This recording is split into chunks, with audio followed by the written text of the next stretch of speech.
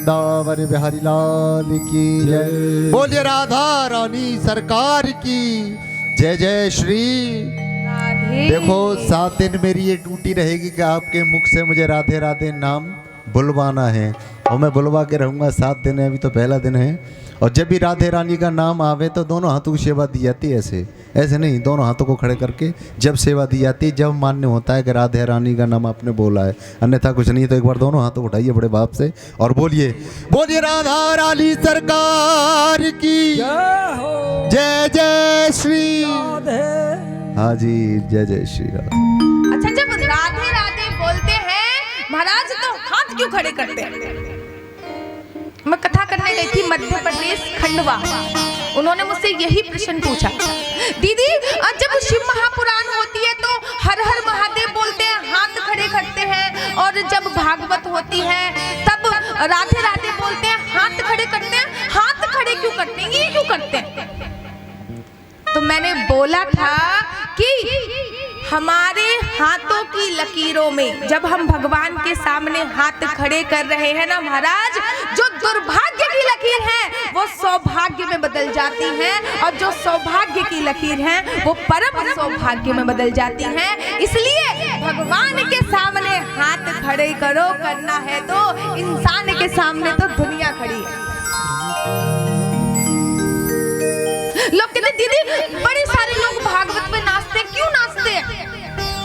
अरे पूरी दुनिया के सामने तो दुनिया नाचती है, और मेरा मानना है जो भगवान के सामने नाच लिया उसको पूरी दुनिया के सामने नाचने की आवश्यकता नहीं है।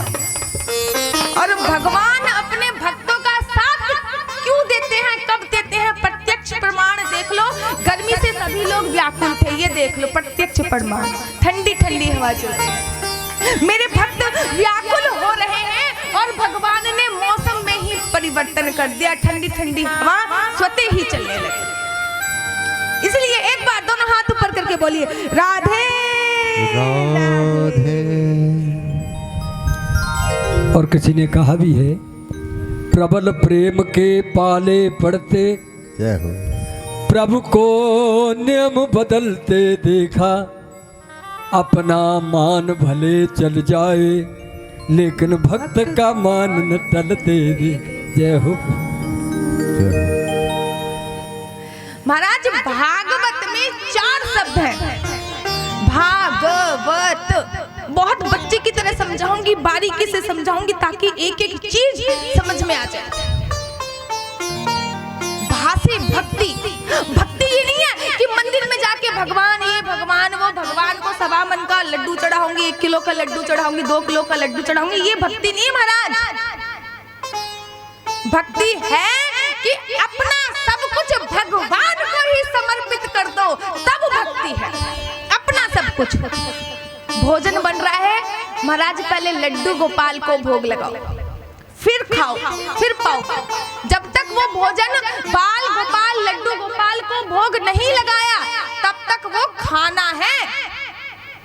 और जब उस भोजन का बाल गोपाल लड्डू गोपाल बाके बिहारी जो भी भगवान है आपके घर में उनको भोग लगा दिया तो महाराज वो प्रसाद बन जाता है। और प्रसाद का क्या अर्थ होता है?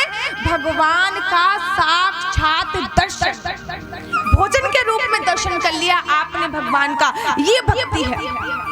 महाराज पानी पी रहे हो, पहले लड्डू गोपाल को पानी पिलाओ, और पानी पीने से पहले हाथ में पानी रखो और उसको अभिमंत्रित करो। 3 बार गायत्री मंत्र पढ़ो, या फिर ओम नमो भगवते वासुदेवाय, फिर पानी का पान करो। गंगा जल के समान पानी बन जाता है। लोग जन्मदिन पर केक काटते हैं, ये करते, डिस्को जाते हैं, पार्टी करते हैं। अरे मैं कहती हूँ ये सब कुछ गलत नहीं है। मैं ये नहीं कहती कि पाश्चात्य संस्कृति को मत अपनाओ, पाश्चात्य संस्कृति को अपनाना चाहिए, लेकिन अपनी संस्कृति को नहीं भूलना चाहिए। अपनी संस्कृति को नहीं भूलना चाहिए महाराज। किसी की शादी की सालगिरह है तो सत्यनारायण की कथा अवश्य कराओ। किसी का हैप्पी बर्थडे है, जन्मदिन है, तो सुंदरकांड, क्योंकि 8 चिरंजीवी में हनुमान जी का नाम है, इसलिए जन्मदिन पर सुंदरकांड का सुबह आयोजन करो। शाम को केक काटो, लेकिन वो बत्तियां लगा कर नहीं। अपनी संस्कृति ऊपर रखो। दूसरे धर्म वाले संस्कृति के ऊपर लड़ जाते हैं। अपने लिए जी, अपने लिए तो सभी जीते हैं महाराज। अपने देश के लिए, अपने धर्म के लिए, अपनी संस्कृति के लिए जियो। श्रीमद् भागवत महापुराण में बहुत अच्छी बात आई है कि दो लोग ऐसे हैं जिनको सीधा मोक्ष मिलता है। उनको पुनरपि जन्म पुनरपि मन्नम, अर्थात बार बार जन्म लेने की, बार बार मरने की आवश्यकता नहीं मिलती। दो लोग ऐसे हैं। अब कौन कौन से दो लोग?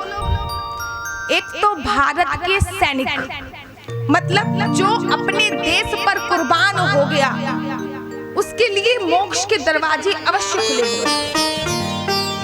और दूसरा भक्त, जिसका मुख पे राम नाम कहते हुए प्राण पखेरु उड़े हैं, उनका पुनरपि जन्म पुनरपि मन्नम, अर्थात बार बार जन्म लेने की और मरने की झंझट ही खत्म, सीधा मोक्ष को प्राप्त हो गया।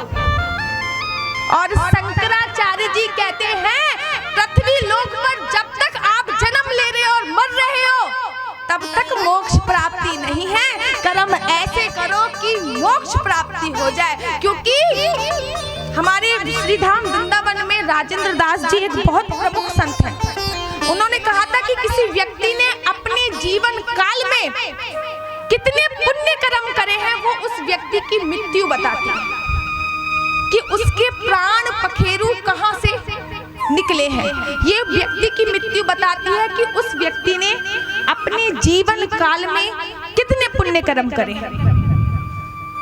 किसी किसी का मल मूत्र निकल जाता है, तो मुझे आवश्यकता नहीं है बताने की कि उसने कैसे कर्म करे हैं।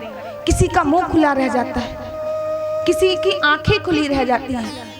और महाराज करोड़ों में एक आदि व्यक्ति हैं जो ब्रह्म रंध्र को पाड़कर जिनके प्राण पखेरु उखड़ते हैं, अर्थात उनको धरती लोक पर आने की अब आवश्यकता नहीं है।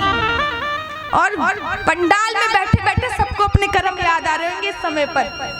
हाँ, मैंने फलाना करा था, मैंने दिखाना। तो भाषा होती है भक्ति।